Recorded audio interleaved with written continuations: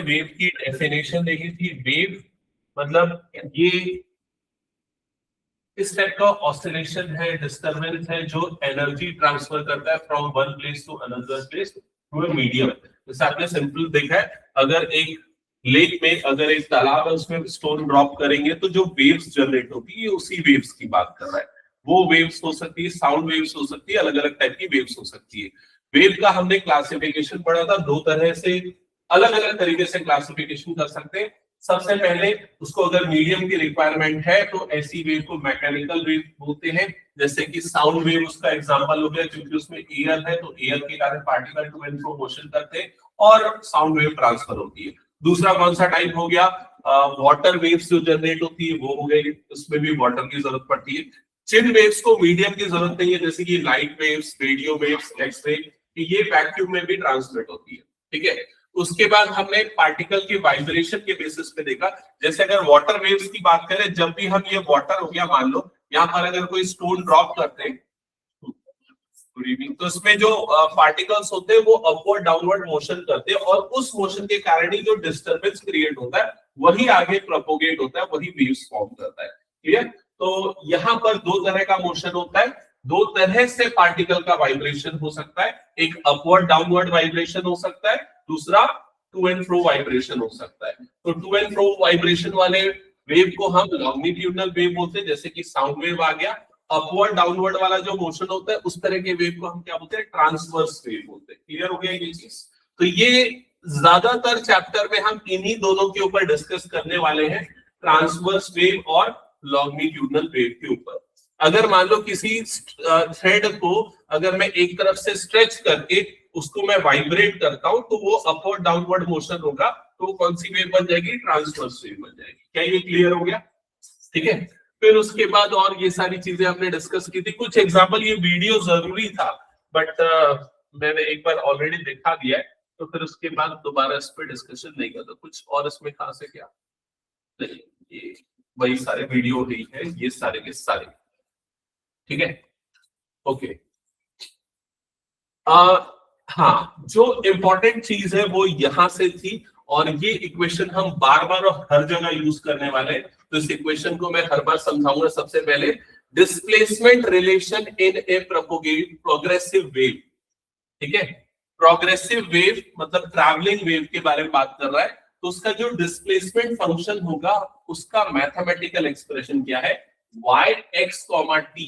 यहाँ y मतलब y axis का डिस्प्लेसमेंट बता रहा है वो, और x मतलब कि उसके x के डिस्टेंस पे, और t मतलब क्या हो गया, टाइम एक्सिस हो गया। ठीक है, इसका एक्सप्रेशन होता है a sin k x plus omega t plus five.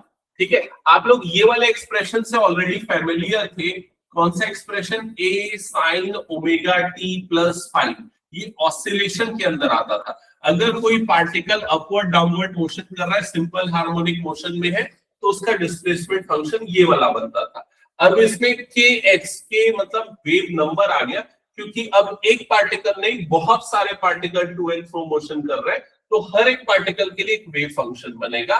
In fact ये अगर देखा जाए ना तो ये एक 3D एक्सप्रेशन होगा। जैसे सामने अगर आप देख रहे हो, यहां पर इस वेव को ऑब्जर्व करना और इनफैक्ट इस पार्टिकल को ऑब्जर्व करना। ठीक है, ये पार्टिकल पहले यहां पर था, फिर कुछ टाइम के बाद थोड़ा सा ऊपर आया, फिर कुछ टाइम के बाद थोड़ा और ऊपर आया, फिर कुछ टाइम के बाद नीचे आया, तो ये पार्टिकल अपवर्ड डाउनवर्ड मोशन कर रहा है। यहां तक क्लियर हुआ? ठीक है, और इससे ये पूरा का पूरा वेवफॉर्म जनरेट हो रहा है जो आपको सामने दिख रहा है। यहां तक क्लियर है ना सबको? एक्स एक्सेस क्या है यहां पर बताओ तो? एक्स एक्सेस में क्या बता रहा है? डिस्प्लेसमेंट एक्चुअल में वो डिस्टेंस ऑफ दैट पार्टिकल है ना, वो पार्टिकल का डिस्टेंस है। एक सेकेंड ना, मैं थोड़ा सा वो एक वीडियो को प्ले कर देता हूं सो दैट आप लोगों को चीजें क्लियर हो, बिकॉज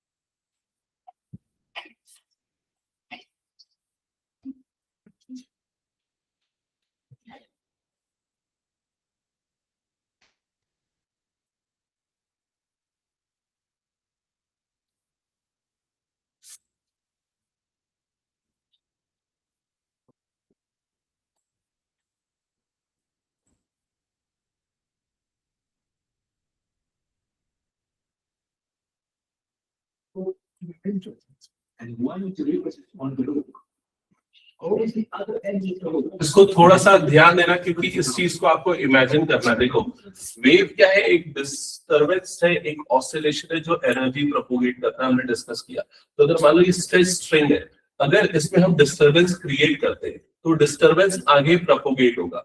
अब उसका प्रोपोगेशन कैसे हो रहा है उस चीज को थोड़ा ऑब्जर्व करना।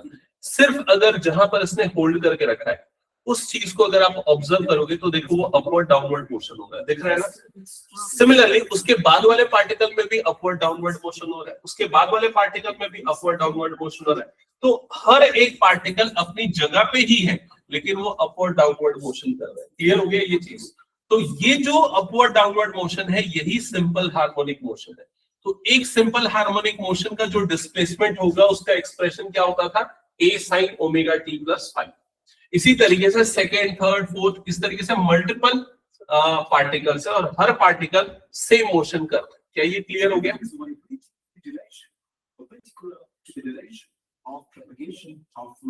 इसने क्या बोला, ये जो वाइब्रेशन हो रहा है पार्टिकल का, ये वेव के प्रोपोगेशन के परपेंडिकुलर डायरेक्शन में है। इस टाइप की वेव को हम कौन सी वेव बोलते हैं? जिसमें पार्टिकल का वाइब्रेशन और वेव का प्रोपोगेशन दोनों परपेंडिकुलर होता है, इसको बोलते हैं ट्रांसवर्स वेव। ध्यान से सुनना, दो तरह की वेव होती है, एक ट्रांसवर्स वेव और दूसरी लॉन्गिट्यूडनल, जिसमें पार्टिकल का वाइब्रेशन और वेव का प्रोपोगेशन परपेंडिकुलर होता है, उन वेव को हम बोलते हैं ट्रांसवर्स वेव। क्लियर हो गया? और जिसमें पार्टिकल का वाइब्रेशन और वेव का प्रोपोगेशन एक ही डायरेक्शन में होता है, उसको हम क्या बोलते हैं, लॉन्गिट्यूडनल वेव। जैसे हमारा साउंड वेव, साउंड जो जनरेट हो रहा है उसमें पार्टिकल जो है एयर के मीडियम के थ्रू साउंड पार्टिकल जो है वो वाइब्रेट कर रहा है और आगे प्रोपोगेट हो रहा है, तो वो लॉन्गिट्यूडनल वेव है। अब देखो इसको पार्टिकल के थ्रू इसने समझाया। देखो ये पार्टिकल को ऑब्जर्व करो, ये पार्टिकल ऊपर और नीचे ऑब्जर्व हो रहा है, ये डिस्टरबेंस आगे प्रोपोगेट हो रहा है। समझ में आ रहा है ये चीज? इसी मेथड से जो स्ट्रिंग है, गिटार की स्ट्रिंग है या और भी बाकी सारे साउंड सिस्टम्स है, ओवरऑल यही होता है। या स्पीकर के अंदर जो डायफ्राम लगा होता है, जो आगे पीछे वाइब्रेट करता है, जिसके कारण साउंड जनरेट होता है, अल्टीमेटली वही होता है, वो डिस्टरबेंस क्रिएट होता है और वो डिस्टरबेंस मीडियम के थ्रू आगे प्रोपोगेट होता है। क्या ये क्लियर हो गया सबको? ठीक है, तो जब मैं आपको समझाऊंगा तो आपको ये वाला चीज, ये वाला इमेजिनेशन आपको ध्यान में रखना है। ठीक है, अच्छा लॉन्गिट्यूडनल वेव भी एक बार मैं यहीं पर बता देता हूं। लॉन्गिट्यूडनल वेव का भी वीडियो इधर पे देख लो।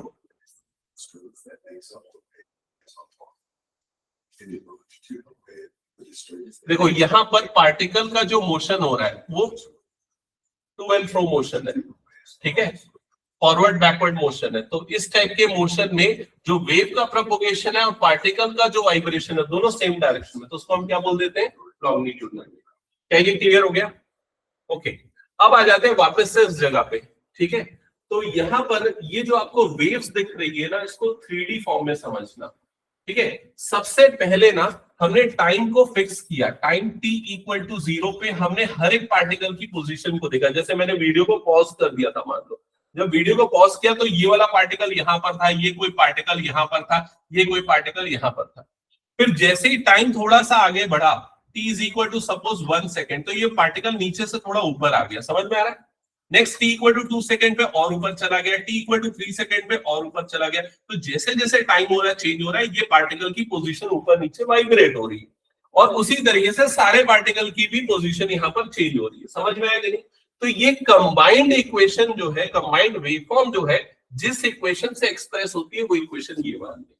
ठीक है, यहाँ पर क्या a sin kx plus omega T plus 5। अब देखो यहां पर ना ये जो आपको k दिख रहा है ना, ये वेव नंबर को बताता है, कौन से नंबर की वेव है, कौन से पार्टिकल को बताता है, समझ में आए? और x उस पार्टिकल का डिस्टेंस है। जैसे मान लो अगर यहां पर ध्यान से समझना, मान लो फर्स्ट पार्टिकल मैं इसको ऑब्जर्व करो, नेक्स्ट पार्टिकल यहां पर है, तो इन दोनों के बीच का डिस्टेंस क्या है? That distance is represented by x। Clear हो गया ये चीज? ठीक है। और फिर उसके बाद इसको हमने सिंप्लीफाई करके अलग अलग फॉर्म में अरेंज करके लिखा, तो ये हमने ऑलरेडी पहले डिस्कस किया इसके ऊपर, और ये सारे मैथमेटिकल एक्सप्रेशन निकाले, तो ज्यादा डिटेल में फिलहाल नहीं जा रहा हूं। ठीक है, आगे बढ़ते हैं। कुछ न्यूमेरिकल हमने किया था, wave length and angular wave number, इस पे हमने एक इंपॉर्टेंट डेरिवेशन किया था, और उस डेरिवेशन में हमने k की वैल्यू निकाली थी इन टर्म्स ऑफ लैम्डा, या लैम्डा की वैल्यू निकाली थी इन टर्म्स ऑफ k। तो किसी को याद है क्या था? लैम्डा इज इक्वल टू क्या था? 2 पाई बाय k। अच्छा, एक एक करके मैं पूछता हूं, लैम्डा क्या होता है? लैम्डा सिद्धि, दृष्टि, वेवलेंथ। लैम्डा का मतलब होता है वेवलेंथ, और वेवलेंथ का सिंपल मतलब होता है एक वेव एक पर्टिकुलर टाइम पीरियड में, जो भी उसका टाइम पीरियड है, उसमें जितना डिस्टेंस कवर अप करती है, दैट इज कॉल्ड वेवलेंथ। अब एक टाइम पीरियड को हम किससे डिनोट करते हैं? कैपिटल टी से। तो जैसे यहां से यहां तक ये उसका एक टाइम पीरियड है, उसके बाद वो रिपीट होना चालू हुआ है, इस ड्यूरेशन में जितना डिस्टेंस कवर अप किया, that is called wavelength. Clear हो गया ये चीज? तो कैपिटल टी सेकेंड्स में जितना डिस्टेंस आया, लैम्डा मीटर का डिस्टेंस आया, तो ये उसका क्या हो गया? वेवलेंथ हो गया। क्या ये क्लियर है? यहां पर फिर हमने एक और चीज डिस्कस की थी, वेलोसिटी या स्पीड ऑफ वेव। तो स्पीड कैसे निकलेगा? स्पीड को अगर मान लो मैं v से रिप्रेजेंट कर रहा हूं, तो डिस्टेंस अपॉन टाइम, तो डिस्टेंस मतलब लैम्डा अपॉन टाइम, टाइम मतलब कितना हो जाएगा? t। ये हो जाएगी उसकी स्पीड। क्या ये क्लियर हो गया? ठीक है। और क्या क्या चीज हमने यहाँ पर डिस्कस किया? अच्छा, इसको और क्या लिख सकते हैं? देखो यहाँ पर ध्यान देना, 1/t को हम क्या लिख सकते हैं? Frequency f। तो velocity v is equals to क्या हो जाएगा? Lambda into f। ये बहुत इंपॉर्टेंट एक्सप्रेशन है, इसको ध्यान रखना, आज भी हम लोग इसको यूज करने वाले हैं। ठीक है, v वेलोसिटी है, लैम्डा वेवलेंथ है, f क्या है? फ्रीक्वेंसी। ये वाला expression lambda is equal to 2 pi by k, k क्या है यहां पर? वेव नंबर, ये भी ध्यान में रखना है। ओके, हटा दो फिर इसको मैं। Next, time period, angular frequency और फ्रीक्वेंसी के बीच में रिलेशन, ये हमने डिस्कस किया था। टाइम पीरियड को t से रिप्रेजेंट करते हैं, वो फ्रीक्वेंसी का रेसिप्रोकल होता है, या फ्रीक्वेंसी टाइम पीरियड का रेसिप्रोकल होता है। पहले भी कई बार डिस्कस किया है। ओमेगा एंगुलर फ्रीक्वेंसी, ये क्या होता है? 2 पाई बाय कैपिटल टी, या फिर उसको और क्या लिखते हैं? 2 पाई f। ठीक है, ये ध्यान में रखना है। हटा दो फिर इसको मैं। Next, speed of travelling wave, जो अभी हमने ये फॉर्मूला डिराइव किया ना, उसी का एक्सप्रेशन है, v is equals to lambda into f। v हो गया स्पीड, लैम्डा हो गया वेवलेंथ, f हो गया frequency. Next, speed of transverse wave on stretched string. अगर मान लो एक स्ट्रिंग को हम स्ट्रेच करके रख रहे हैं, एक एंड से कनेक्ट करके, और उसके बाद उसमें डिस्टरबेंस क्रिएट कर रहे हैं, वाइब्रेट कर रहे हैं, तो वो जो वाइब्रेशन की जो स्पीड होगी, वो जो डिस्टरबेंस का जो ट्रैवलिंग टाइम होगा, वो किसके ऊपर डिपेंड करेगा? किस किस चीज के ऊपर डिपेंड करेगा?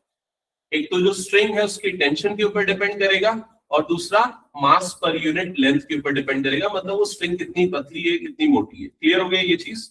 तो यहां पर हमने स्पीड का फॉर्मूला डिराइव किया था स्ट्रेच्ड स्ट्रिंग के लिए, और वो कितना आया था? √t by mu. यहाँ t क्या है? टेंशन, और म्यू क्या है? मास पर यूनिट लेंथ। ये ध्यान में रखना। इस पे बेस्ड हमने एक न्यूमेरिकल किए थे। लास्ट क्लास का डेरिवेशन है, इसमें कौन कौन से डेरिवेशन इंपॉर्टेंट थे वो भी बता रहा हूँ। ये वाला डायमेंशनल एनालिसिस से प्रूफ होता है ना, ये डेरिवेशन इंपॉर्टेंट है। इसके बाद हमने speed of longitudinal wave, longitudinal wave का एग्जांपल क्या है? Sound wave. तो साउंड वेव की स्पीड बोले, लॉन्गिट्यूडनल वेव की स्पीड बोले, दोनों में सेम डेरिवेशन करना है। और इसका फॉर्मूला, इसका हमने देखो 3 तरह से डिराइव किया था। सबसे पहले हमने जो फॉर्मूला डिराइव किया था वो क्या था? v is equals to √v upon rho. यहां पर v क्या था? Bulk modulus. और बल्क मॉडुलस कैसे निकलता है? Change in pressure divided by change in ratio of change in volume, या जिसको हम स्ट्रेन बोलते हैं, वॉल्यूमेट्रिक स्ट्रेन बोलते हैं। ठीक है, तो यहाँ पर V की जो वैल्यू थी, V is the ratio of change in pressure to the volumetric strain. इस रेशियो को V बल्क मॉडुलस से रिप्रेजेंट करते थे, और फॉर्मूला B अपॉन रो बना था। रो क्या है? डेंसिटी ऑफ मीडियम, जिस भी मीडियम में वो ट्रांसफर हो रहा है। और B को हमने गामा से भी रिप्लेस किया था। कब हम गामा से रिप्लेस करेंगे? जैसे अगर मान के चलो वॉइस है या साउंड वेव है, वो ट्रैवल कर रही है मीडियम में, तो मीडियम एयर हो गया, तो उस समय हम वॉल्यूमेट्रिक स्ट्रेन ऑब्जर्व करेंगे। लेकिन अगर कोई वाइब्रेशन एक स्ट्रेट लाइन में, एक लेंथ में ट्रांसमिट हो रहा है, वन डायमेंशनल है, तो उस कंडीशन में यहाँ पर जो रेशियो है वो डेल टी अपॉन क्या हो जाएगा? Del L divided by L हो जाएगा। तो डेल एल अपॉन एल, इस चीज को क्या बोलते हैं? लॉन्गिट्यूडनल स्ट्रेन, जो stress strain properties of matter में हमने पढ़ा था। तो डेल एल अपॉन एल होता है लॉन्गिट्यूडनल स्ट्रेन, और इसको किस चीज से रिप्रेजेंट करते हैं? इस रेशियो को किस चीज से रिप्रेजेंट करते हैं? गामा से। गामा क्या होता है? Young's modulus. याद आया? तो ये वो यंग्स मॉडुलस वाला वाई वाला सिंबल, या कई जगह पे गामा वाला सिंबल यूज करते हैं।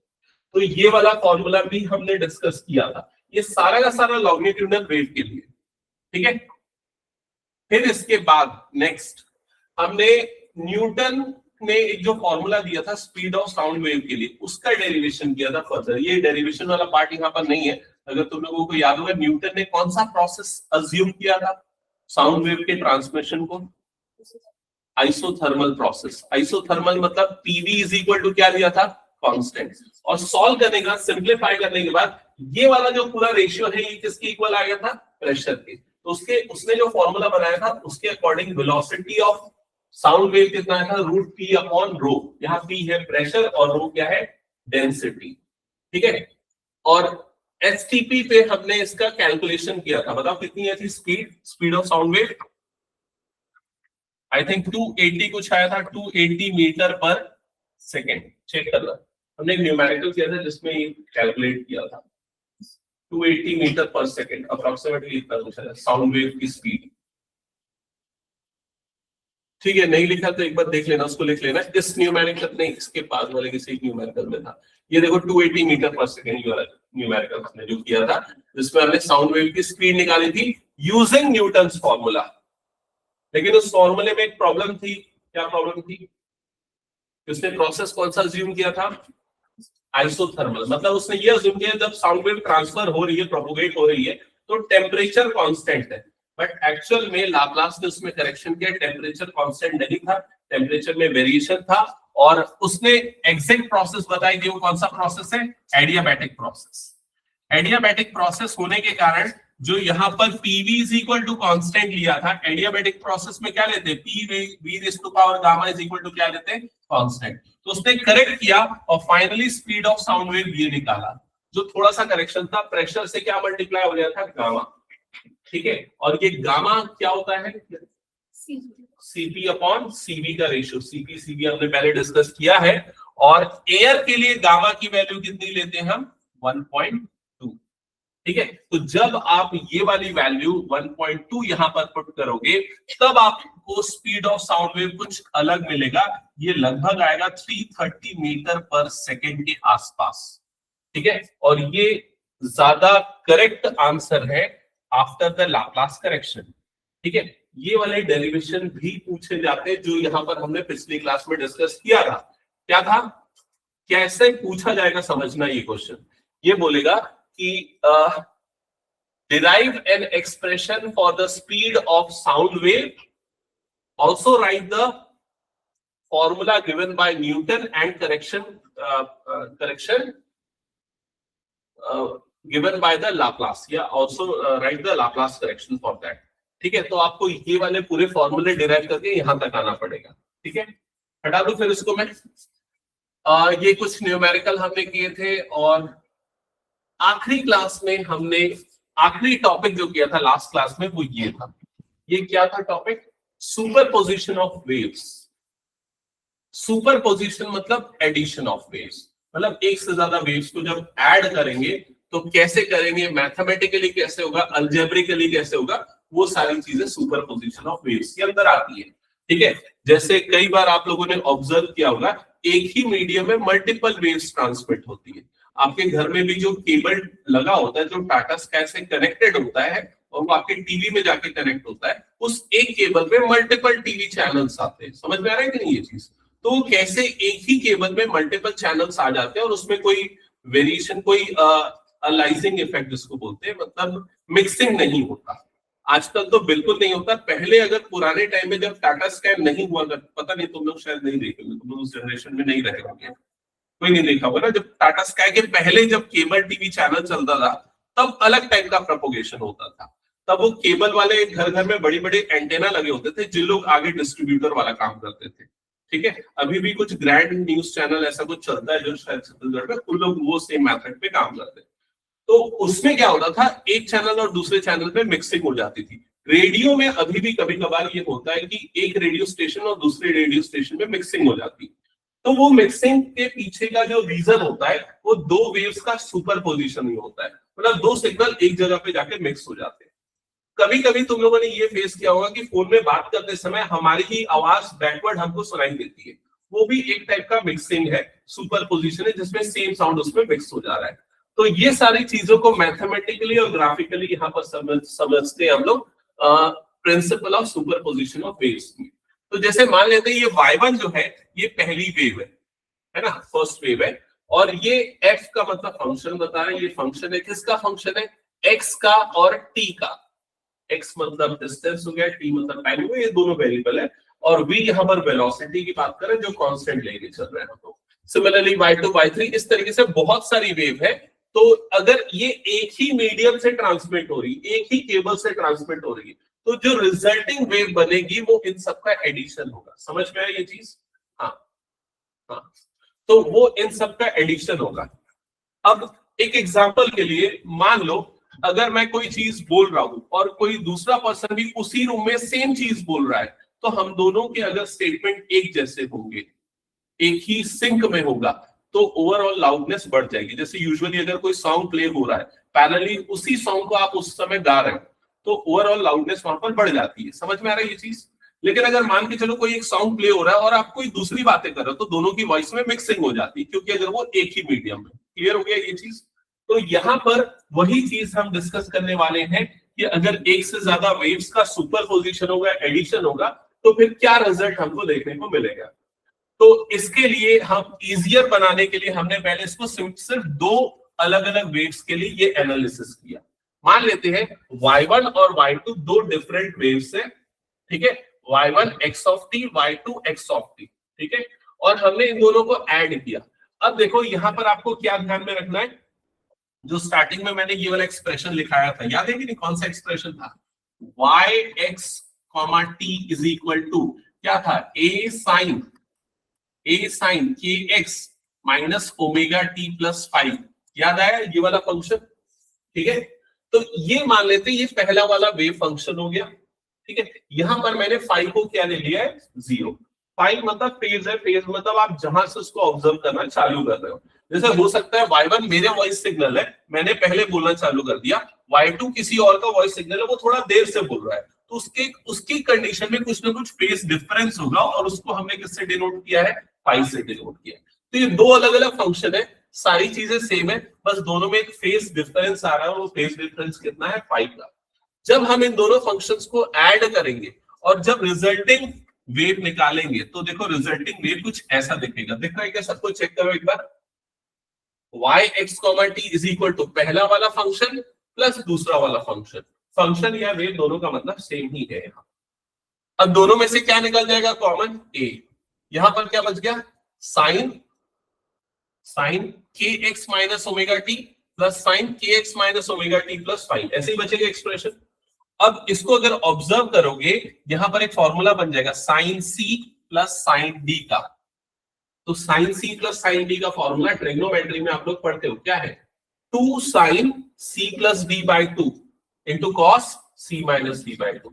जब वो फॉर्मूला अप्लाई करोगे तो c plus D by 2, angle का सम बाई 2, एंगल का डिफरेंस बाई 2, है ना, तो एक जो टर्म है आपका ऐसा बन जाएगा, जैसे ये वाला जो टर्म है तो kx by 2 मतलब 2kx/2 ऐसा बन जाएगा, तो kx वाली टर्म आ जाएगी। ये वाले दोनों टर्म जब ऐड होंगे बाय 2 करोगे तो -ωt आ जाएगा, और इधर पे क्या आ जाएगा 5/2 आ जाएगा, और जब डिफरेंस लोगे तो यहाँ पर क्या आ जाएगा cos 5/2 आएगा।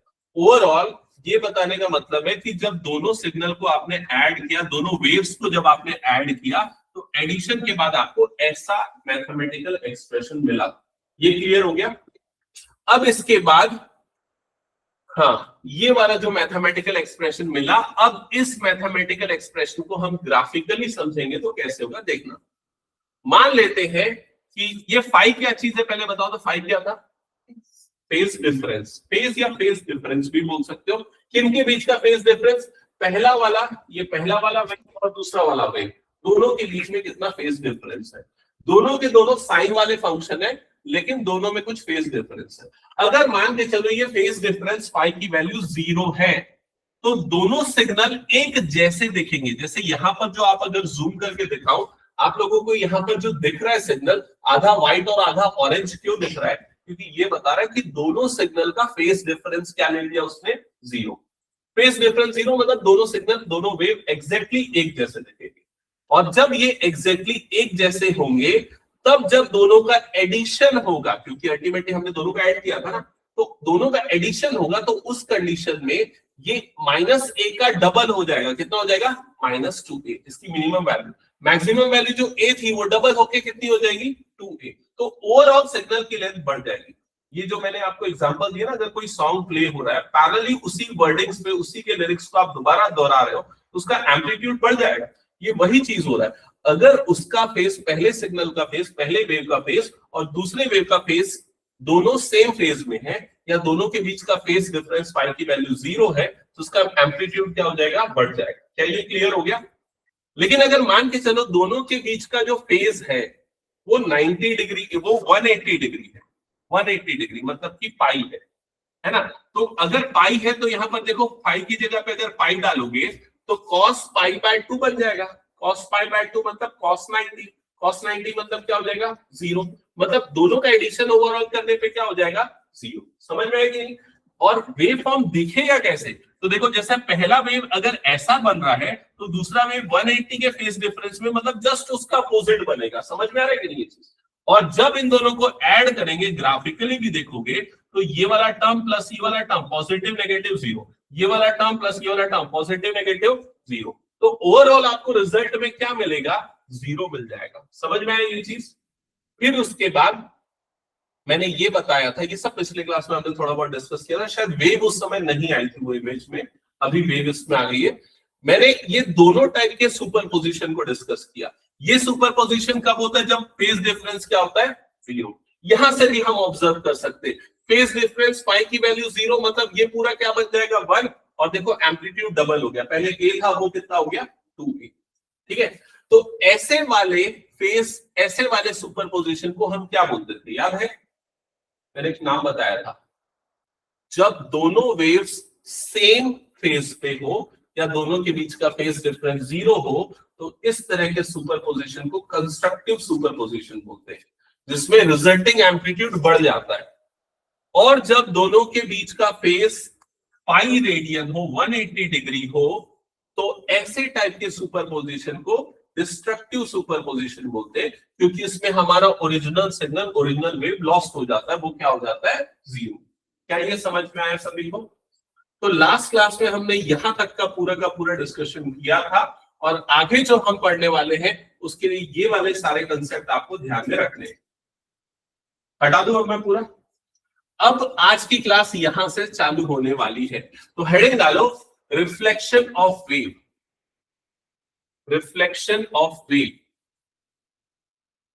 Reflection of wave.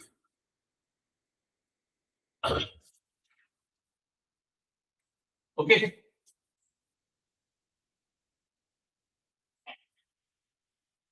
और रिफ्लेक्शन ऑफ वेव को समझने के लिए ना, पहले इस पूरे फिगर को देखो। रिफ्लेक्शन का मतलब तो जानते हो ना सभी, कोई चीज स्ट्राइक करके रिवर्ट बैक है, दैट इज कॉल्ड रिफ्लेक्शन।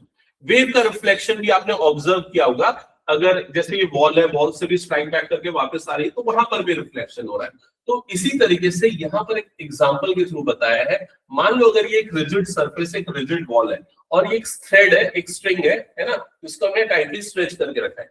यहाँ पर हमने एक डिस्टर्बेंस क्रिएट किया, जैसे वीडियो में मैंने बताया था, वो डिस्टर्बेंस आया, तो वो डिस्टर्बेंस जो है वो आगे प्रोपोगेट होगा इस तरीके से। क्लियर हो गया? और जब ये इस रिजिड सरफेस को स्ट्राइक करेगा, टकराएगा, और टकराने के बाद जब वो रिवर्ट आएगा, तो रिवर्ट होने के बाद उसका एम्पलीट्यूड जो है वो अपोजिट हो जाएगा, या होना चाहिए उसमें 180 डिग्री का फेज चेंज होगा। क्यों 180 डिग्री का फेज चेंज होगा? न्यूटन का third law, every action has equal and opposite reaction. तो अगर मान के चलो ये इधर पे स्ट्राइक करा, तो अपोजिट रिएक्शन वो इधर पे देगा। समझ में आई ये चीज? तो आप इसको शॉर्ट में 2-3 फेज में इसको डायग्राम को बना दो ताकि आपको क्लियर रहे रिफ्लेक्शन ऑफ वेव का मतलब क्या होता है। फिर मैं एक छोटा सा नोट पॉइंट लिखवा रहा हूं, वो लिख लेना।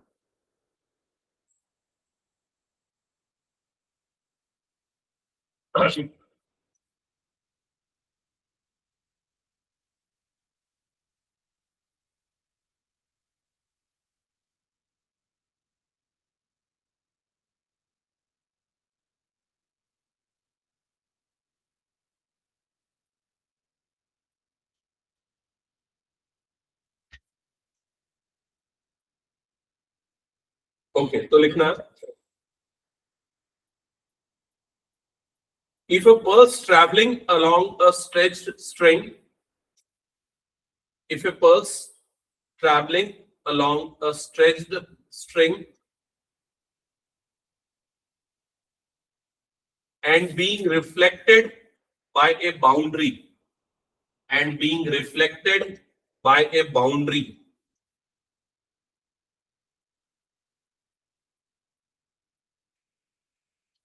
and assuming that there is no absorption, and assuming that there is no absorption of energy at the boundary,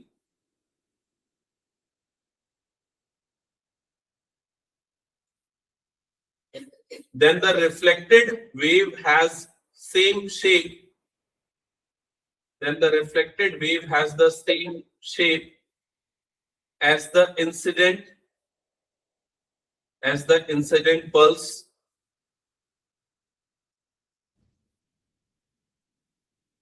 but it suffers a phase change of 180 degree on reflection.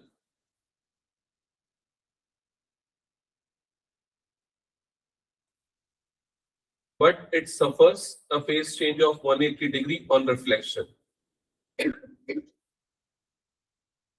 Next point में लिखना, this is because of Newton's third law. This is because of Newton's third law. The wall exerts an equal and opposite force.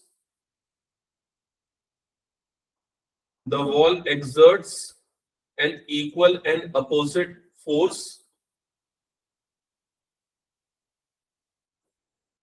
on the string generating the reflected pulse. On the string generating a reflected pulse.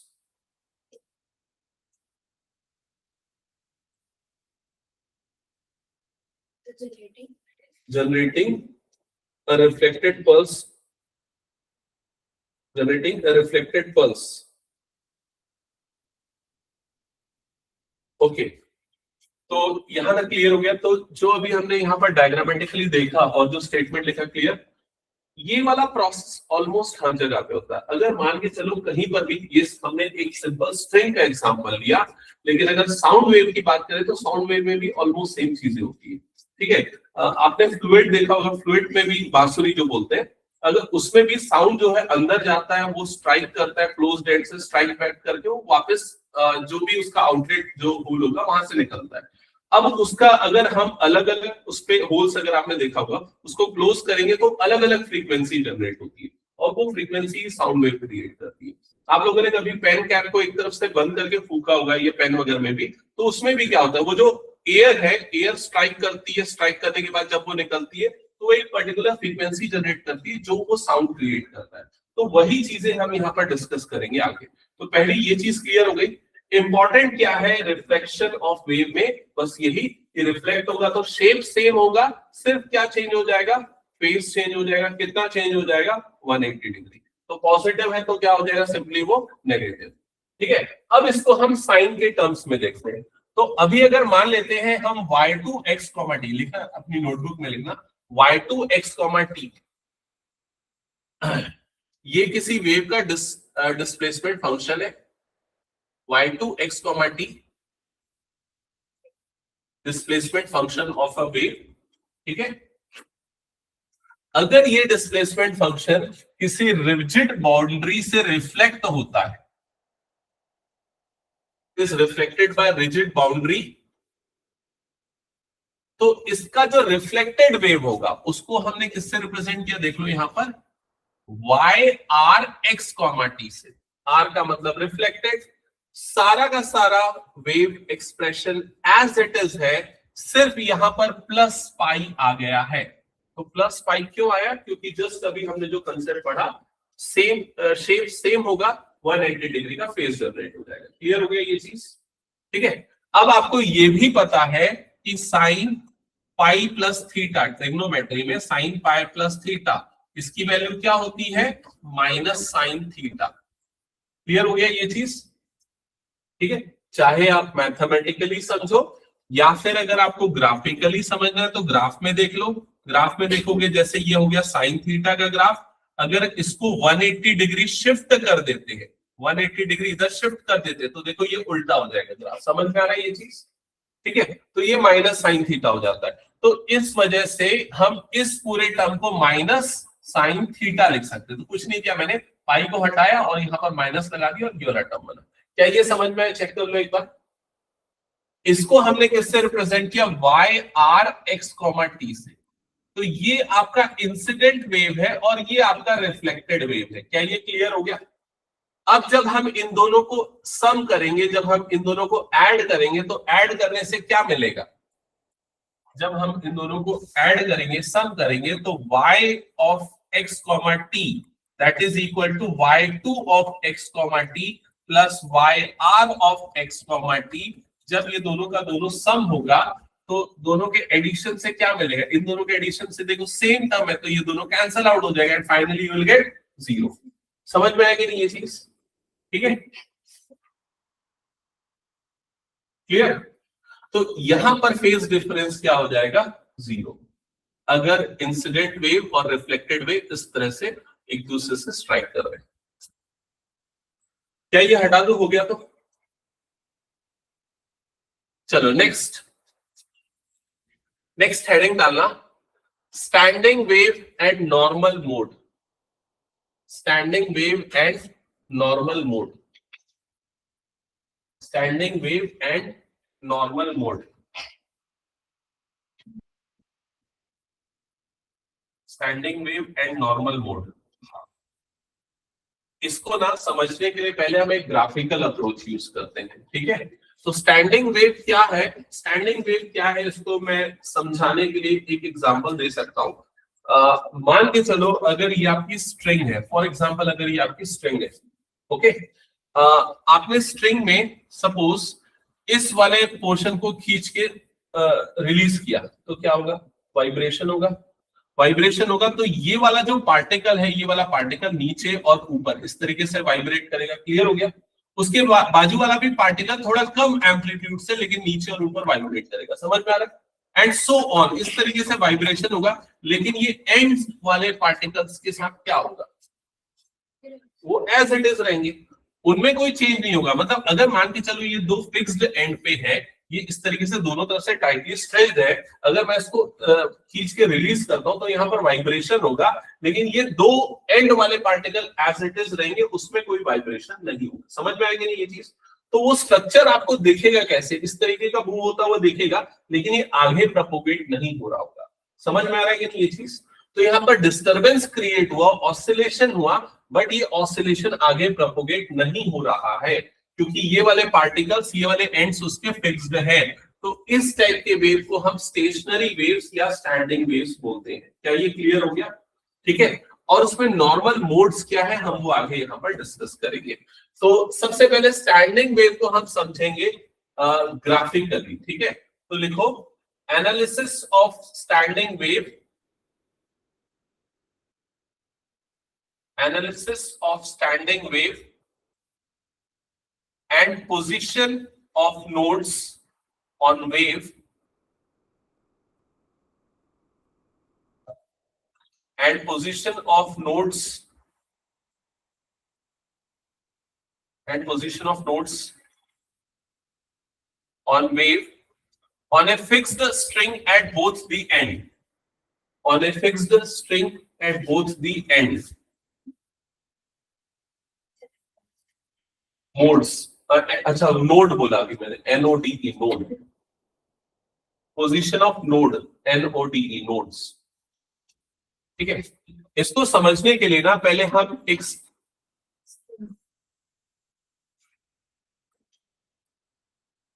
पूरा wave का structure बनाते हैं, उसको ना 3 dimension में पूरा add करते हैं और समझते हैं कैसे बनेगा, ठीक है। सबसे फर्स्ट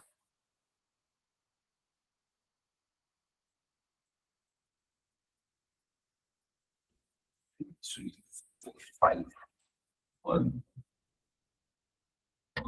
2 3 4 5 x split times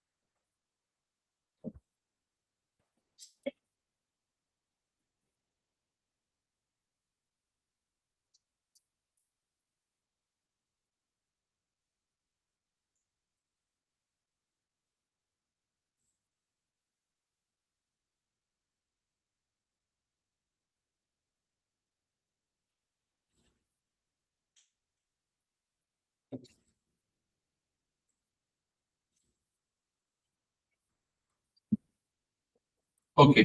तो अभी जो मैंने ड्रॉ किया ना यहाँ ना फिलहाल ड्रॉ कर लो, उसके बाद आगे का पूरा वेव्स हम एक साथ ड्रॉ करेंगे, ठीक है। फिलहाल ये कर लो।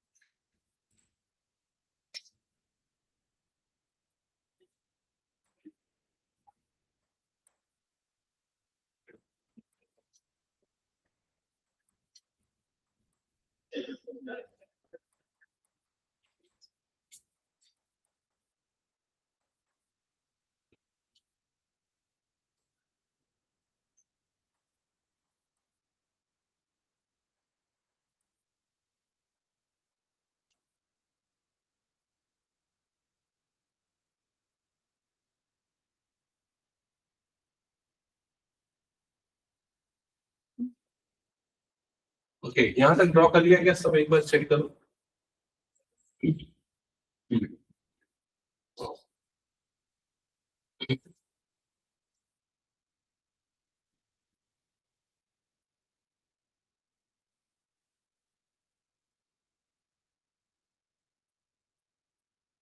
कंस्ट्रक्टिव डिस्ट्रक्टिव सुपरपोजिशन, याद है ना क्या होता था constructive destructive superposition? Constructive superposition कौन सी कंडीशन थी? जिसमें दोनों वेव्स के बीच में फेज डिफरेंस जीरो हो, दोनों सेम फेज में हो, ये बोलना, या दोनों के बीच का फेज डिफरेंस जीरो हो, तो उस कंडीशन में दोनों वेव्स आपस में ऐड हो जाती है और रिजल्टिंग वेव का मैग्नीट्यूड डबल हो जाता है। डिस्ट्रक्टिव में क्या होता है?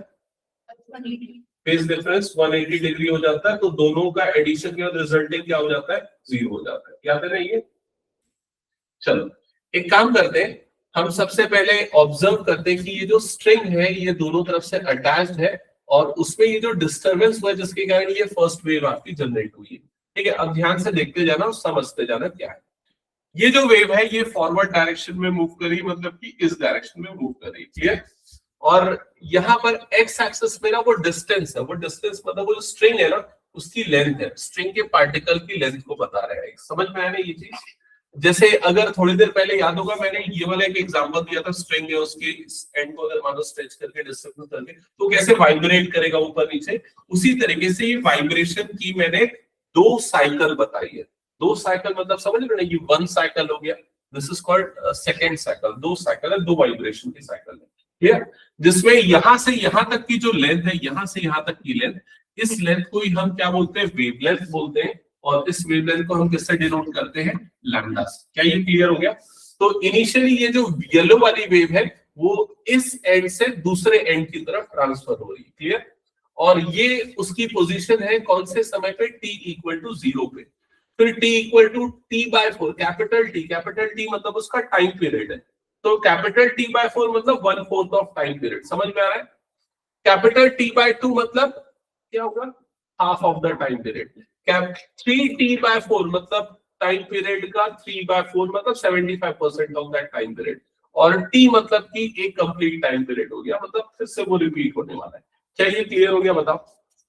ठीक है, अब एक काम करते हैं, इसी वेव को हम यहाँ पर प्लॉट करते जाते हैं अलग अलग टाइम इंस्टेंस पे। ठीक है, तो अलग अलग टाइम इंस्टेंस पे जब इसको प्लॉट करेंगे तो देखो क्या होगा, ध्यान से देखना।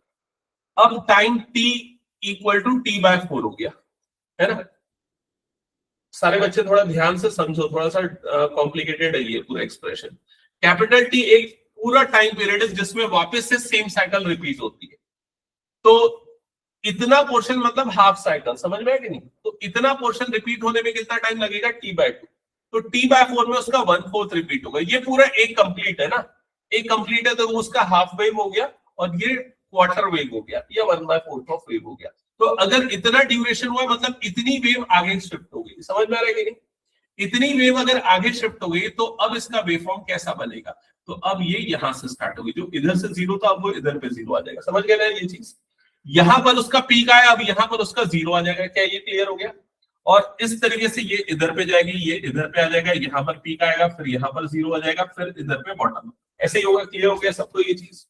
ठीक है, और ये ट्रैवलिंग वेव मतलब ऐसा नहीं कि पीछे कुछ नहीं, पीछे भी कुछ ना कुछ फंक्शन है, तो वो सेम पैटर्न यहाँ पर फॉलो। क्लियर हो गया ये चीज? ठीक है, या इसको फिलहाल के लिए अभी मैं इसको नहीं लिखता, ये वाला पार्ट को उसको आखिरी में ड्रॉ कर देंगे। अब देखो ये t/2 जब टाइम होगा तो क्या होगा? तब ये वेव जो अभी यहां पर थी अब वो कितना आगे शिफ्ट हो जाएगी? t/2 मतलब हाफ ऑफ द ड्यूरेशन, मतलब और इतना शिफ्ट हो जाएगा, मतलब ये वेव ऐसा कुछ बनेगी। क्या ये समझ में आ रहा है? बताओ एक बार जल्दी से। ठीक है, मैंने सही तो प्लॉट किया, पॉइंट टू पॉइंट एक बार मैच कर लेते हैं। 1/4, ठीक है ठीक है ठीक है ठीक है ठीक है, ओके डन। हाँ, ये वाला पॉइंट इधर पे आगे शिफ्ट हो गया। क्लियर हो गया? अब 3t/4 हुआ तो क्या होगा? और आगे शिफ्ट हो जाएगा, ट्रैवल करके और आगे मूव करेगा। अब वो यहां से स्टार्ट होगा, यहां से स्टार्ट होगा, मतलब इस तरीके का कुछ बनेगा। समझ में आ रहा है क्या सबको? बताओ जल्दी से। ठीक है, अब कंप्लीट टी हुआ मतलब ये वाला पॉइंट कहां पर शिफ्ट हो जाएगा और इधर पे शिफ्ट हो जाएगा, मतलब इधर से स्टार्ट होगा और अब ये ग्राफ कुछ ऐसा बनेगा। चेक कर लो, समझ में आएंगे ये? ठीक है, अब देखो टी पे और 0 पे सेम प्लॉट होना चाहिए। तो देखो दिख रहा है कि नहीं? देखो ये वाला जैसा ग्राफ है और ये वाला जो ग्राफ है, ओरिजिनल ग्राफ है, सेम। समझ में आ रहा है ये चीज? पीछे वाला पैटर्न मैं स्किप करते जा रहा था, उसको भी बना देते। ट्रैवलिंग में मतलब इधर पे होगा, ये मतलब ऐसा होगा, समझ में आ गया ना ये चीज? ये कैसा बनेगा प्लॉट, इस तरीके का बनेगा। डन। ये वाला प्लॉट कैसा बनेगा, ये वाला प्लॉट इस तरीके का कुछ बनेगा, ठीक है। और अगर ऑब्जर्व करोगे टी इक्वल टू 0 पे जो वेव थी, T equal to capital T मतलब टाइम पीरियड पे सेम वेव बन रही, क्या ये समझ में आया? बताओ जल्दी। तो हमने अभी इसको टाइम और डिस्टेंस के बेसिस पे ग्राफ इसका प्लॉट किया, ठीक है। और ये वेव इस डायरेक्शन में ट्रैवल कर रही थी। ये स्ट्रिंग है, स्ट्रिंग के दो एंड्स हैं, एक एंड लेफ्ट पे, दूसरा एंड राइट पे। डन। तो दूसरी वेव राइट से, दूसरे एंड से इधर पे आ रही है, उस वेव को भी अब प्लॉट करते। उस वेव को हम किसी दूसरे कलर से प्लॉट कर लेते हैं। सपोज मैं इसको ग्रीन कलर से प्लॉट कर रहा हूं, और वो जो दूसरी वाली वेव है वो कुछ ऐसे बन रही है, जस्ट सेम फेस पे ओवरलैप करते हुए बन रही। इनिशियली हम ये ले, इसका डायरेक्शन ये वाला है। क्लियर हुआ ये चीज? ठीक है। अभी मैंने कौन से टाइम पे बनाया, टी इक्वल टू 0 पे बनाया, ठीक है। अब जब t इक्वल टू t/4 होगा तो वाली ग्रीन वाली वेव भी तो ट्रैवल करेगी। अब ग्रीन वाली वेव ट्रैवल करके अगले पॉइंट पे कहां पर जाएगी, इमेजिन करो कहां पर जाएगी। अब ये वाला पॉइंट, जो इस वाला पॉइंट जो t इक्वल टू 0 पे यहां पर था, t/4 हुआ तो अगला वो कहां पर आ जाएगा, यहां पर आ जाएगा। समझ में आ रहा है कि नहीं? अब ये वेव का डायग्राम कैसा बनेगा, इस तरीके का बनेगा। क्या ये समझ में आ रहा है? बताओ जल्दी। ऐसे ही बनेगा ना। ये वाला पॉइंट जो इधर पे आ रहा था वो इधर पे शिफ्ट हो गया, क्योंकि इसका ट्रैवल डायरेक्शन ये वाला है, ठीक है, दूसरे एंड से इस एंड की तरफ। फिर अगला t/2 पे जब जाएगा तो ये वाला पॉइंट और इधर शिफ्ट हो जाएगा, मतलब इधर पे आ जाएगा। तो उसका डायग्राम कैसा बनेगा, चेक कर लो एक बार, यहां तक क्लियर है? नहीं, गलत बना रहा हूं ना मैं, गलत प्लॉट कर रहा हूं। नीचे से जाएगा ना, नीचे से जाएगा, ये वाला ऐसा जाएगा, ये ऐसा बनेगा, इस तरीके का ऐसे ही बनेगा ना, ठीक है। फिर नेक्स्ट क्या होगा, अगले और t/2 टाइम पे ये पॉइंट इधर शिफ्ट हो जाएगा, मतलब यहां से स्टार्ट हो जाएगा। अब इसका डायग्राम कैसा बनेगा, इस तरीके का। चेक करो यहां तक क्लियर हो गया? नेक्स्ट और इधर पे शिफ्ट हो जाएगा, इस जगह पे शिफ्ट हो जाएगा। अब इसका डायग्राम कैसा बनेगा, इस तरीके का। क्या ये क्लियर हो गया? चेक करते जाओ। प्रीवियस डायग्राम को भी हम यहाँ पर कंप्लीट कर रहे थे, ये इधर पे आ गया, ये जैसे इधर पे ऐसा हो जाएगा, ये वाला डायग्राम इस तरीके से हो जाएगा, और ये वाला डायग्राम इस तरीके से हो जाएगा। यहां तक डन? एक बार चेक कर, ठीक है। इसके बाद जो मैं चीज बताने वाला हूं बहुत इंपॉर्टेंट है, ध्यान रखना। जब हम इनको ऑब्जर्व कर रहे हैं, जब आप इसको ऑब्जर्व कर रहे हो टाइम t इक्वल टू 0 पे, येलो वाली वेव इधर पे जा रही है, ग्रीन वाली वेव इस डायरेक्शन पे जा रही है, ठीक है। जब आपने इसको ऑब्जर्व किया इस समय पे, तो दोनों का फेज सेम है, दोनों में फेज डिफरेंस क्या है, 0 है। मतलब ये कौन सा सुपरपोजिशन हुआ, कंस्ट्रक्टिव सुपरपोजिशन। और जब भी कंस्ट्रक्टिव सुपरपोजिशन होगा तो उस कंडीशन में आपको क्या देखने को मिलेगा, क्या देखने को मिलेगा कि वेव जो है वो ऐसी कुछ बन जाएगी। समझ में आ रहा है क्या ये चीज? वेव का मैग्नीट्यूड इस तरीके से बढ़ जाएगा। क्या ये क्लियर हो गया? t इक्वल टू t/4 पे कौन सा सुपरपोजिशन है, देखो, डिस्ट्रक्टिव। क्यों? क्योंकि यहां पर आपको अपोजिट फेज देखने को मिल रहा है। तो जब इन दोनों का सुपरपोजिशन हुआ तो वेव कैसी बनेगी, वेव बनेगी नहीं, ये 0 हो जाएगा। समझ में आ रहा है कि नहीं क्या किया मैंने? क्लियर हुआ ये चीज? क्योंकि जितना ऊपर पॉजिटिव उतना नेगेटिव, सुपरपोजिशन मतलब एडिशन, तो ये क्या हो जाएगा, 0। इस पे जब जाएंगे तो कौन सा सुपरपोजिशन हो जाएगा, देखो नेक्स्ट, अगेन कंस्ट्रक्टिव।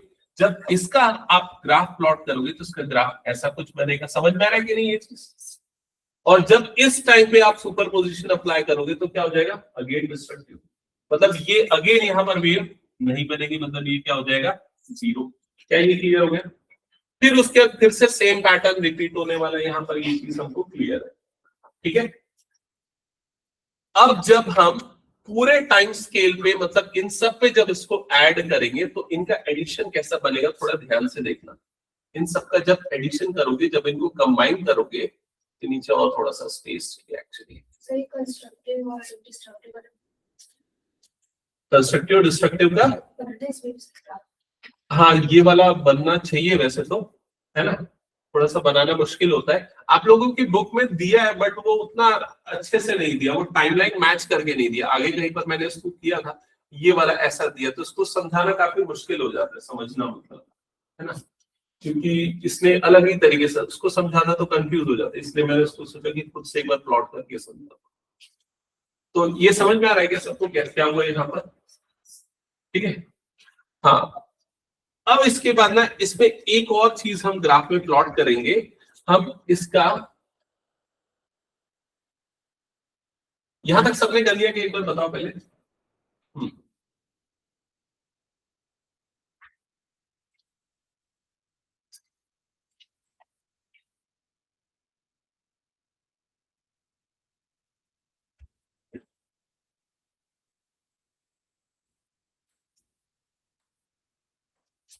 इसके बाद जो सुपर पोजिशन अप्लाई होगा यहाँ पर, और जो प्लॉट बनेगा उस प्लॉट को इनफैक्ट मैं यहाँ पर शो करना चाह रहा हूँ, एक बार देखना कैसा बनेगा इसका प्लॉट, ठीक है, ऑब्जर्व करना।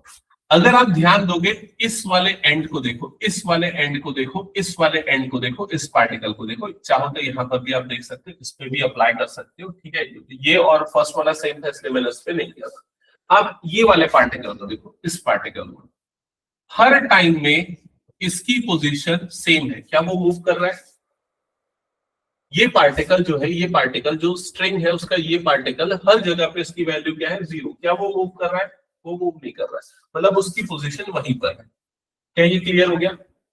अब आते हैं बीच वाले पार्टिकल पे, ये वाला पार्टिकल, तो इस पार्टिकल की वैल्यू पहले पॉजिटिव है, फिर यहाँ पर आके क्या हो गई 0, फिर यहाँ पर आके क्या हो गई नेगेटिव, फिर बाद में जाके क्या हो गई 0, फिर आखिरी में जाके फिर से क्या हो गई पॉजिटिव।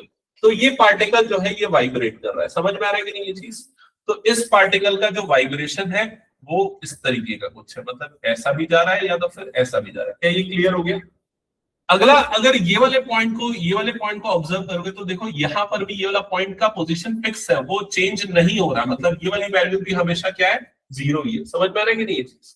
तो ये इस तरीके से 0 हो गया, आप ऐसा ऑब्जर्व करो, मतलब इसको वो थ्रेड समझो जो मैं स्टार्टिंग में आपको बता रहा था ना, जिसकी एक एंड को पकड़ के हमने रिलीज किया तो जो वो वाइब्रेट कर रहा है, एक रबर बैंड है, आपने उसके बीच वाले हिस्से को पकड़ के छोड़ दिया तो वो वाइब्रेट कर रहा है, लेकिन ये वाले दोनों एंड पॉइंट्स वहां पर फिक्स्ड है।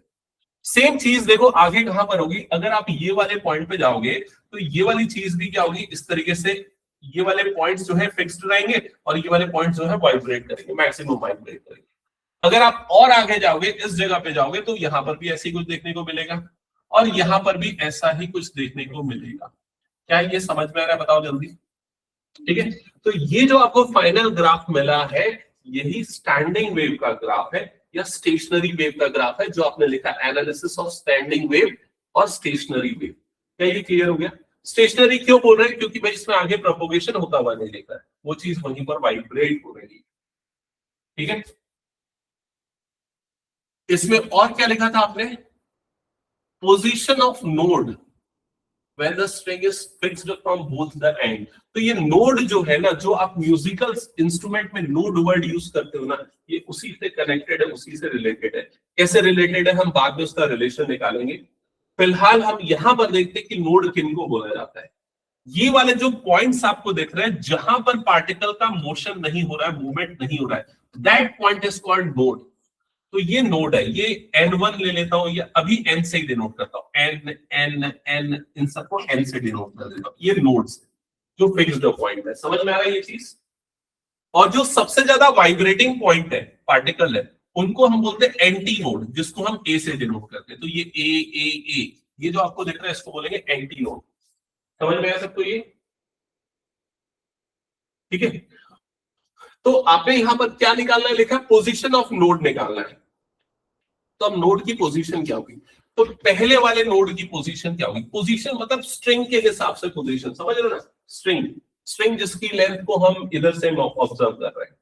तो पहला वाला नोड का पोजीशन क्या है, तो उसका पोजीशन है 0, n इज इक्वल टू क्या आ गया 0, या n1 इज इक्वल टू क्या आ गया 0। n से नहीं, इसको x से डिनोट करते हैं। अच्छा चलो फिलहाल अभी इसको n से कर लो। n1 पहले वाले नोड की पोजीशन क्या हो गई 0, दूसरे वाले नोड की पोजीशन क्या है, N2 की पोजीशन क्या है, N2 मतलब दूसरा नोड जो कि यहां पर आ रहा है। ऑब्जर्व करो दूसरे नोड की पोजीशन क्या है, मतलब यहां पर, समझ गए ना ये चीज। तो हमने टोटल वेवलेंथ कितना लिया था, लैम्डा, यहां से यहां तक की लेंथ कितनी है, लैम्डा। तो इसकी पोजीशन कहां पर आएगी बताओ, lambda by 2, half of the lambda, समझ में आ रहा है कि नहीं। तो N2 की पोजीशन कितनी आ जाएगी, लैम्डा बाय, क्या ये क्लियर हो गया, बताओ जल्दी। अब बताओ थर्ड नोड की पोजीशन क्या होगी, थर्ड नोड जो कि यहां पर आ रहा है इस जगह पे, तो बताओ थर्ड नोड N3 की पोजीशन कितनी हो जाएगी, N3 की पोजीशन हो जाएगी लैम्डा, यहां से यहां तक की लेंथ कितनी होगी, लैम्डा, समझ में आ रहा है कि नहीं ये चीज। अच्छा N4 की पोजीशन क्या होगी बताओ, फोर्थ नोड की पोजीशन, फोर्थ नोड जो यहां पर आ रहा है इसकी पोजीशन क्या होगी, लैम्डा प्लस लैम्डा बाय 2, ऐसे ही होगा ना। यहां से इस एंड से अगर मैं ऑब्जर्व कर रहा हूं तो पहला नोड आया 0 पे, दूसरा नोड आया लैम्डा बाय 2 पे, तीसरा नोड आया लैम्डा पे, अगला नोड कहां पर आएगा, लैम्डा प्लस लैम्डा बाय 2, तो वैल्यू कितनी मिल जाएगी हमको, 3 लैम्डा बाय 2। समझ में आ रहा है क्या ये चीज, बताओ जल्दी। और लास्ट जो नोड आएगा अभी इस डायग्राम के हिसाब से, तो उसकी पोजीशन क्या हो जाएगी, n1 2 3 4 n5, पोजीशन क्या हो जाएगी 2 लैम्डा। क्या ये क्लियर हो रहा है। तो अभी तो मैंने सिर्फ 2 साइकिल बनाया था, तो ऐसा जरूरी थोड़ी ना स्टैंडिंग वे में 2 ही साइकिल बने, मल्टीपल साइकिल्स बन सकते हैं, मल्टीपल नोड्स आपको मिलेंगे। तो हमें अगर जनरलाइज करना है नोड की पोजीशन को, तो हम कैसे जनरलाइज करेंगे, तो position of node will be, तो नोड की पोजीशन हो जाएगी n lambda by 2, position of node will be n lambda by 2, छोटा वाला n, और छोटा वाला n का मतलब है यहां पर नंबर्स, कौन कौन से नंबर, 0 1 2 3 4 5 एंड सो ऑन, ठीक है। अब छोटे वाले n की जगह 0 डाल दोगे तो पहले नोड की पोजीशन 0 आ गई, 1 डाल दोगे तो पहले नोड की पोजीशन लैम्डा बाय 2, 2 डाल दोगे तो लैम्डा, 3 डाल दोगे तो 3, समझ में आएगी नहीं हमें कैसे जनरलाइज किया इसकी पोजीशन।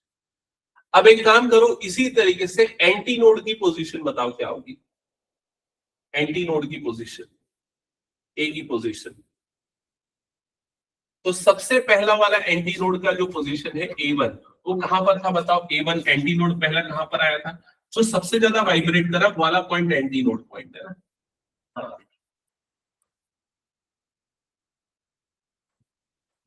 बताओ जल्दी, ये वाला ये कहां पर आ जाएगा, लैम्डा बाय 4, तो ये वाला पॉइंट आ गया लैम्डा बाय 4। नेक्स्ट A2 की पोजीशन बताओ क्या होगी, अगला एंटी नोड कहां पर आ रहा है, ये वाला एंटी नोड है, कहां पर आ रहा है, इस जगह पे आ रहा है, समझ गए ना ये चीज। तो कितना हो जाएगा 3 लैम्डा बाय 4, मतलब lambda by 4 plus lambda by 2 कर दोगे तो कितना आ जाएगा 3 lambda by 3 lambda by 4। Similarly A3 कितना आ जाएगा, तो प्लस लैम्डा बाय 2 ऐड कर देना, तो प्लस लैम्डा बाय 2 ऐड कर दोगे तो कितना आ जाएगा, ये 5 लैम्डा बाय 4 आएगा मेरे ख्याल से, 5 लैम्डा बाय 4। अब पैटर्न ऑब्जर्व करो, 1 lambda by 4, 2 3 lambda by 4, 5 lambda by 4 and so on. अगला 7 आएगा, फिर क्या आएगा 9 आएगा एंड सो ऑन। इसको अगर जनरलाइज करके लिखना है तो हम कैसे जनरलाइज करेंगे, ये हो जाएगा 2n plus 1 lambda by 4, 2n plus 1 lambda by 4, और n वही है, n की वैल्यू यहां पर क्या है 0 1 2 3 4 5 एंड सो ऑन, ठीक है। अब ऑब्जर्व करो, n की जगह 0 डालो, पहले नोड की पोजीशन मिल गई, 1 डालो दूसरे नोड की पोजीशन, 2 डालो तीसरे नोड की पोजीशन, समझ में आ रहा है कि नहीं, सर नोड बोल रहा है, एंटी नोड की पोजीशन। क्या ये क्लियर हो गया। तो इस तरीके से हमने नोड और एंटी नोड की पोजीशन आइडेंटिफाई की स्टैंडिंग वेव के लिए, ठीक है। अब एक काम करते हैं, जो हमने इसको ग्राफिकली ऑब्जर्व किया उसी चीज को मैथमेटिकली वैलिडेट करते हैं कि मैथमेटिकली कैसे डिराइव करेंगे इसकी पोजीशन क्या होगी, ठीक है। तो मैथमेटिकली लिखना, इसके बाद लिखना साइड हेडिंग डालना, mathematical analysis of standing wave, mathematical analysis of standing wave, mathematical analysis of standing wave. हाँ ठीक है, mathematical analysis of standing wave. इसमें लिखना consider the forward wave. Forward wave मतलब मैं इसको ले रहा हूं ना, फर्स्ट वेव जो ट्रैवल कर रहा है इस डायरेक्शन से, ठीक है, towards the positive direction of X axis. Consider the wave travelling towards the positive direction of X axis या फॉरवर्ड वेव जो भी लिखो। y1 is equals to a sin kx omega kx plus omega t, ये लिया। And backward wave जो reverse direction में आ रही है, मतलब वो जो हमने अभी डायग्राम में कौन सा लिया था, वो ग्रीन वाली वेव, समझ में आ रहा है? उस वेव का फंक्शन क्या होगा? क्या वो सिद्धि कुछ डाउट है? सिद्धि अच्छा ठीक है। तो ये y1 कौन सा वेव है समझ गए ना, जो येलो वाला है जो पॉजिटिव x की तरफ जा रहा है, और y2 जो नेगेटिव x की तरफ मूव कर रहा है, रिवर्स डायरेक्शन वाला वेव है। तो दोनों वेव के मैथमेटिकल फंक्शन में क्या डिफरेंस होगा? सिर्फ और सिर्फ टाइम एक्सिस अपोजिट हो जाएगा, मतलब रिवर्स ऑर्डर में जा रहा है। दैट्स व्हाई यहां पर क्या आ जाएगा, माइनस ओमेगा टी आ जाएगा। ठीक है, तो ये हो गया दोनों का मैथमेटिकल एक्सप्रेशन। अब दोनों को ऐड करते, क्योंकि सुपरपोजिशन अप्लाई हुआ था, दोनों का एडिशन हुआ था, तो y is equal to y1 plus y2। तो y is equal to y1 मतलब ये वाला function a sin kx plus omega t plus a sin kx minus omega t, ऐसे एक्सप्रेशन बनेगा। ठीक है, दोनों का एडिशन किया था, अल्टीमेटली हमने पॉइंट बाय पॉइंट ग्राफिकली, दोनों में से a कॉमन निकल जाएगा तो क्या बच जाएगा, sin kx plus omega t plus sign इधर पे क्या बचेगा, kx माइनस ओमेगा t। यहां तक क्लियर हो गया? हाँ, तो अब यहां पर फॉर्मूला कौन सा लगेगा, sine c plus sine d। क्या होता है फॉर्मूला याद है ना वैष्णवी? क्या होता है formula, 2 sine c plus d by two a plus b x plus y, जिस भी फॉर्मेट में पढ़े हो। ठीक है, मेरे ख्याल से c प्लस d के फॉर्म में रखना है, आसान रहता है। 2 sine c plus d by two, तो क्या डायरेक्टली ऐड करके बाई टू कर सकते हो ना एंगल को, कितना आ जाएगा, साइन kx आ जाएगा, क्योंकि जब ऐड होगा तो omega T minus omega T cut जाएगा, kx 2 kx बाई टू मतलब ये बन जाएगा। क्लियर हो गया? 2 sin c plus d by to, फिर क्या आता है cos c minus d by two. तो c माइनस d जब करोगे तो ये माइनस ये मतलब kx कट जाएगा, ओमेगा टी मतलब ओमेगा टी बच जाएगा। एक बार चेक करो ऐसे ही हो गया क्या? ठीक है, यहां तक क्लियर हो गया?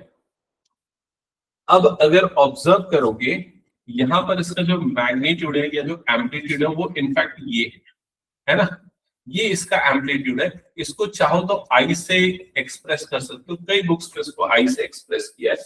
ठीक है, कुछ बुक्स में एक्चुअली इसको स्मॉल ए लिया है, इस पूरे को कैपिटल ए ले लिया है। ठीक है, तो क्या करें, आई लिख देंगे, चलो आई से रिप्रेजेंट कर देते हैं। ठीक है, एक्चुअली एनसीईआरटी में ना यहाँ पर स्मॉल ए लेके रखा है और इस वाले को कैपिटल ए लिया, लेकिन तुम लोगों की जो बुक है ना उसमें इसको कैपिटल आई से एक्सप्रेस किया है। ठीक है, तो इसमें थोड़ा मिक्स हो गया नोटेशन मेरा, बट ठीक है समझ लेना, ये ओमेगा टी जो भी है, ये आई का मतलब जो है ओवरऑल एम्पलीट्यूड है, जो है 2a sin kx, 2a sin kx। ठीक है, यहां तक क्लियर हो गया? ओके, मतलब ये वाली वैल्यू तो एक्चुअली में कांस्टेंट होगी ना, टाइम डिपेंडेंट नहीं है ना, ये पोजीशन डिपेंडेंट है ना, तो ये पूरा का पूरा एम्पलीट्यूड हो गया उसका। ठीक है, जिसको इंटेंसिटी भी बोलते हैं, दैट्स व्हाई उसको आई से भी डिनोट करते हैं। ठीक है, तो आई की वैल्यू ये हो गई। अब थोड़ा इधर पे ध्यान देना कि इसमें आई की वैल्यू, हाँ कुछ डाउट है क्या, बताओ सिद्धि क्या पूछ रहे हो?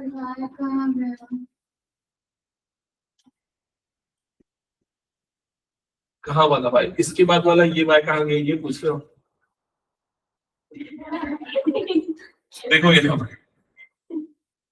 सुनो क्या किया मैंने, ये y इज इक्वल टू ये पूरा टर्म आया था ना, तो ये वाला पूरा जो एक्सप्रेशन है ना उसको मैंने I मान लिया है और ये इंटेंसिटी I, तो मैंने I की वैल्यू क्या आई बस वो लिखा है।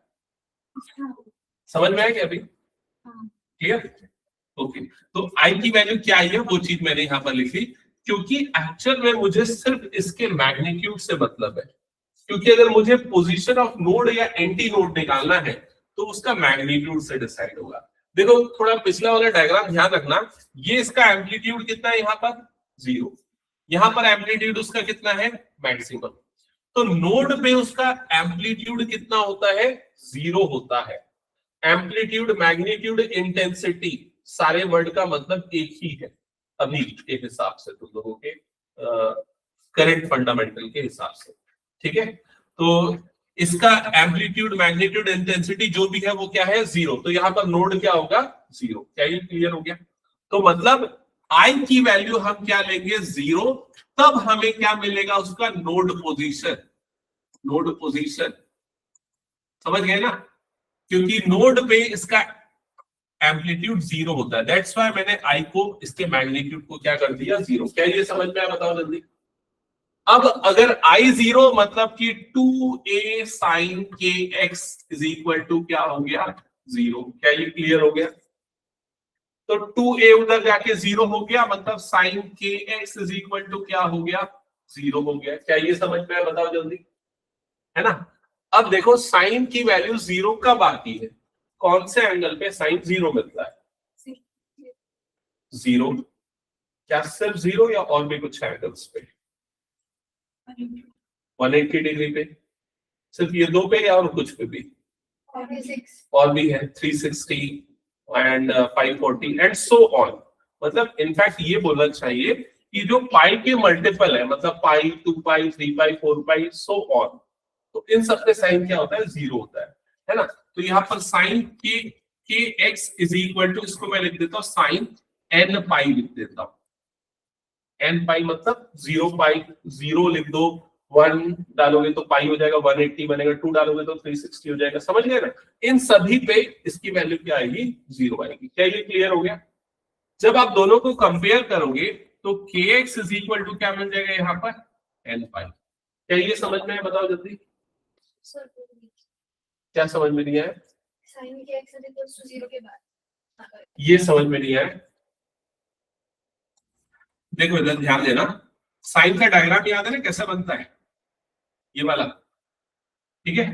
और एक सेकेंड, इसको थोड़ा सा और इधर पे ले आता हूं।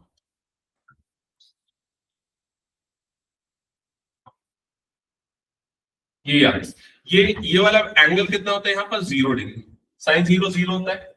ये एंगल कितना होता है पता है 180 डिग्री या पाई रेडियन। यहाँ पर भी साइन 0 होता है। ये एंगल कितना होता है 360 डिग्री या जिसको बोलते हैं 2 पाई रेडियन। यहाँ पर भी साइन 0 होता है। ये एंगल कितना होता है पता है 450 डिग्री या फिर इसको क्या बोलते हैं 3 पाई रेडियन। यहाँ पर भी 0 होता है। ये एंगल कितना होता है 540 डिग्री या फिर कितना रेडियन, मैं गलत लिखा गया, मैं ये गलत लिखा, 450 नहीं होगा, ये कितना होगा, इसमें 180 ऐड कर दो ना, कितना आएगा 540 आएगा ना, ये 540 हो जाएगा। 18 की टेबल है ना, 18 1 जा 18, 18 2 जा 36, 18 2 जा कितना हो गया 54, 18 4 जा कितना हो जाएगा 72, मतलब ये कितना हो जाएगा 720 डिग्री। रेडियन की बात करें तो कितना रेडियन 4 पाई। समझ में आ रहा है कि नहीं ये चीज? तो साइन कहाँ कहाँ पर 0 होता है, 0 पे पाई, 2 पाई, 3 पाई, 4 पाई, 6 पाई एंड सो ऑन। समझ गए ना ये चीज? इनफैक्ट पहले ना मैथ्स वाले बच्चों के में ट्रिग्नोमेट्रिक फंक्शन का सॉल्यूशन हुआ करता था, जिसमें ये चीज पढ़ते थे, general solution, principal solution trigonometry के अंदर। अगर पिछली क्लास में एक बार मैंने बताया था क्वेश्चन, लेकिन अब वो डिलीट हो गया था, इसलिए हमने डिस्कस नहीं किया उसके ऊपर, है ना। तो अगर कभी भी ऐसा एक्सप्रेशन आता है कि sine kx is equal to 0, तो 0 सिर्फ 0 डिग्री पे नहीं होता है, और भी बहुत सारे एंगल्स पे 0 आता है, 180, 360 और इन सभी एंगल्स पे। तो इसलिए हमने इसकी जगह पे n पाई लिखा। क्या ये क्लियर हो गया? अब जब हमने दोनों को कंपेयर किया तो kx इज इक्वल टू कितना मिल गया हमको, n पाई मिल गया। क्लियर? यहाँ x क्या है, x क्या है, पोजीशन। पोजीशन मतलब ये x एक्सिस वाला डायरेक्शन दिख रहा है ना, वही x है पोजीशन। तो हमें पोजीशन ही तो चाहिए नोड की। तो x की वैल्यू अगर हम निकालने जाएंगे तो अच्छा ठीक है, x की वैल्यू निकालेंगे, उसके पहले थोड़ा एक और चीज, k क्या है ये बताओ, k क्या है, वेव नंबर। और हमने पिछली क्लास में डेरिवेशन किया था k और लैम्डा के बीच का रिलेशन क्या आया था, और आज भी मैंने बताया रिवाइज कराते समय, क्या बताया था, 2 pi by k lambda is equals to lambda is equals to 2 pi by k, या k की वैल्यू क्या हो जाएगी 2 पाई बाय लैम्डा। याद आया ये चीज? तो हम एक काम करते हैं, k की जगह पे ये वैल्यू डाल देते हैं, तो 2 pi by lambda into x is equal to क्या हो जाएगा n पाई, पाई और पाई कट गया, तो 2x upon lambda is equal to क्या हो गया n, तो x की वैल्यू क्या आ जाएगी n लैम्डा बाय 2। आया क्या बताओ जल्दी, ये x मतलब डिस्टेंस मतलब पोजीशन, तो कितनी position I n lambda by 2। किसकी पोजीशन, नोड की पोजीशन। याद करो हमने यही पोजीशन निकाली थी या पीछे चेक करो, हमने नोड की पोजीशन का जनरलाइज एक्सप्रेशन क्या निकाला था, n लैम्डा बाय 2 ग्राफिकली, और यही चीज हमने अभी मैथमेटिकली वेरीफाई की। चलिए क्लियर हो गया, बताओ जल्दी। ठीक है, अब एंटी नोड की पोजीशन निकालना है, तो जैसे हमने कंसेप्ट क्या लगाया, जो भी इसका एम्पलीट्यूड है उसको हमने 0 बनाया नोड पोजीशन निकालने के लिए। एंटी नोड की पोजीशन में उसका नोड क्या होता है, उसका पोजीशन का एम्पलीट्यूड क्या होता है, मैक्सिमम। तो अब मैक्सिमम वाला कंडीशन लेंगे, मतलब एम्पलीट्यूड आई की वैल्यू अब हम मैक्सिमम लेंगे, तब हमें एंटी नोड की पोजीशन मिलेगी। तो आई की मैक्सिमम वैल्यू क्या आएगी, आई की मैक्सिमम वैल्यू क्या आएगी, आई मतलब क्या हो गया, आई मतलब यहां पर है 2a sin kx, मतलब sin kx की हमको मैक्सिमम वैल्यू चाहिए, समझ गए ना। तो sin kx की मैक्सिमम वैल्यू कितनी होती है बताओ, 1। एक्चुअली 2 लेना चाहिए हमें, +1 -1 दोनों, या तो मैक्सिमम या तो मिनिमम, क्योंकि यहाँ पर देखो दोनों चीजें हो रही है ना, एंटी नोड पे मैक्सिमम भी है और मिनिमम भी है, समझ गए ना। लेकिन अभी फिलहाल हम सिर्फ पॉजिटिव के हिसाब से सोच के चलते हैं। ठीक है, तो ये मैक्सिमम तब होगा जब साइन के एक्स क्या होगा, मैक्सिमम होगा, और साइन की मैक्सिमम वैल्यू कितनी होती है 1। अब बताओ साइन पे 1 कब आता है, मैक्सिमम कब आता है, मिनिमम कब आता है, दोनों बताओ। 90 पे मैक्सिमम आता है और मिनिमम कब आता है,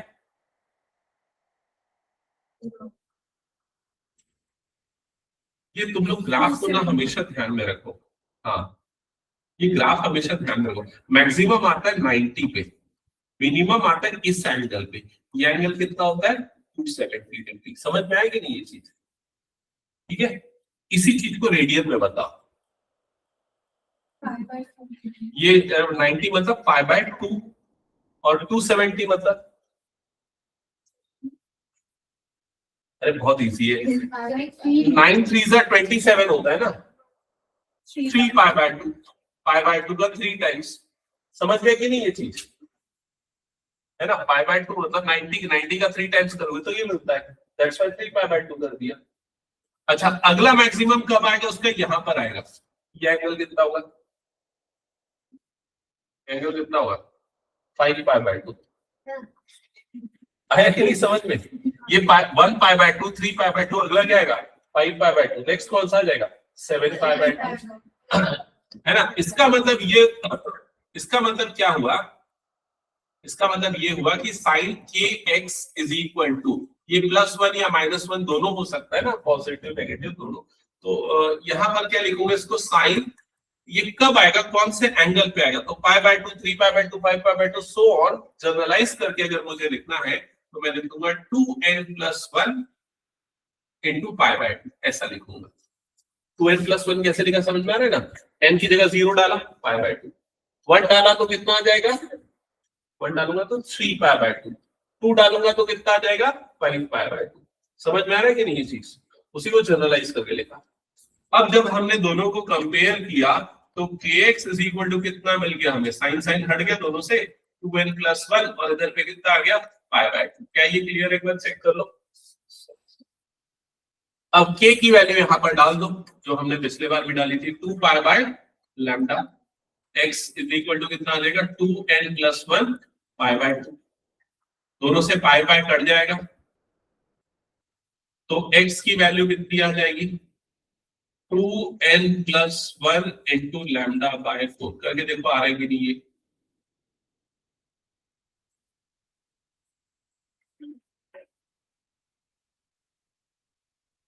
लैम्डा कहां से आया, समझ में आया कि नहीं?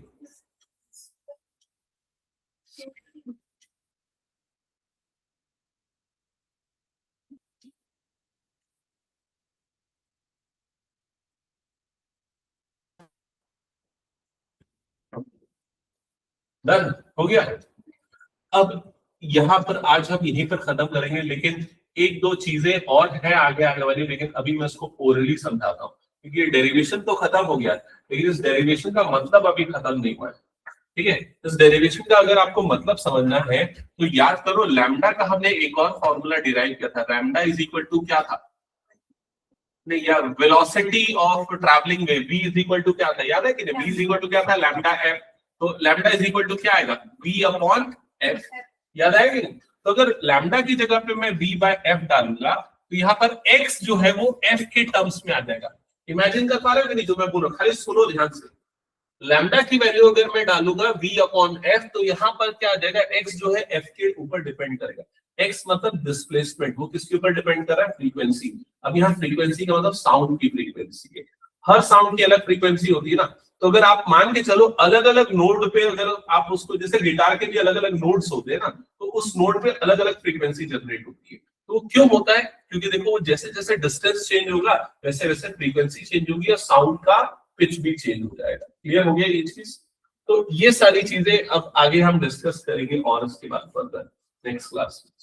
ठीक है, तो फिलहाल आज यहीं पर एंड करते हैं, लेकिन अगली क्लास में आओगे तो जरूर ये थोड़ा सा रिकॉल करके आना, क्योंकि मुझे जो आगे टॉपिक पढ़ाना है जिसमें हम डिफरेंट नोड्स देखेंगे, कैसे फ्रीक्वेंसी के ऊपर डिपेंड करेगा वो सब चीजें, उसके लिए कंसेप्ट ध्यान में रहना चाहिए।